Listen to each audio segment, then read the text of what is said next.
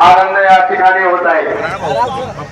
गेले बरेच दिवस आपल्या गावची यात्रा त्या ठिकाणी बैलगाडा घाटामध्ये होत होती, परंतु गावाला एक चांगल्या पद्धतीचा घाट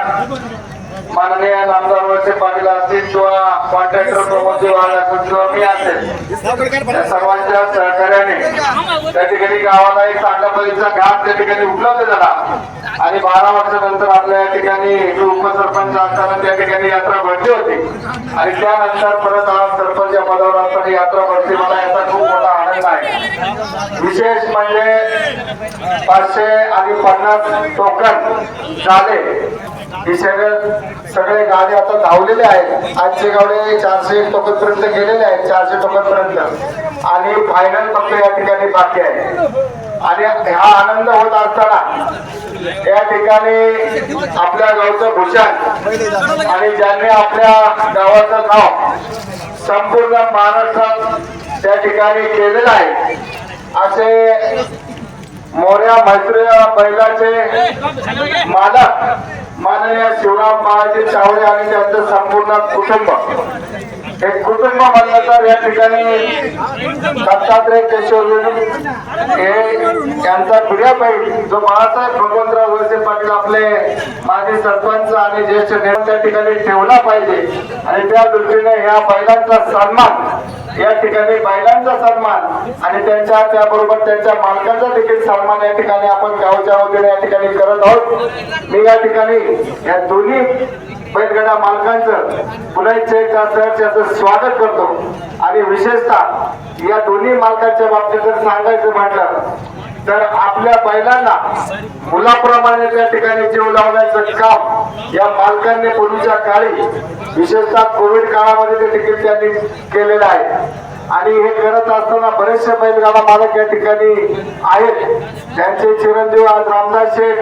जरी त्या ठिकाणी पुढे येतात केली कामामध्ये, परंतु त्यांनी या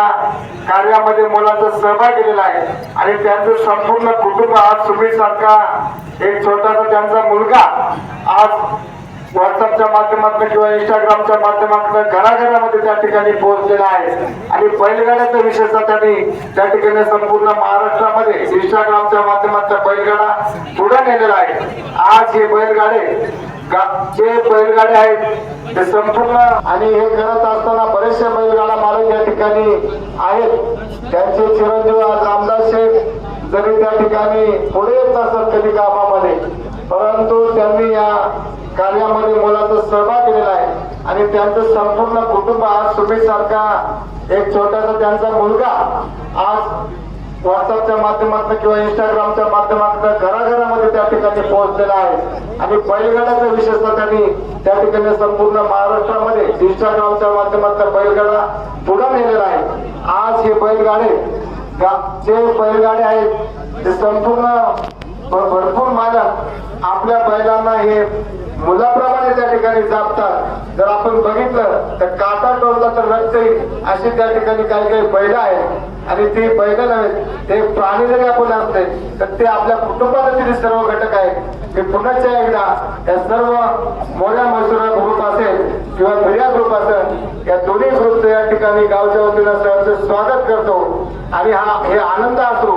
या पुढील काळामध्ये आपल्या गावातील बाकीच्याही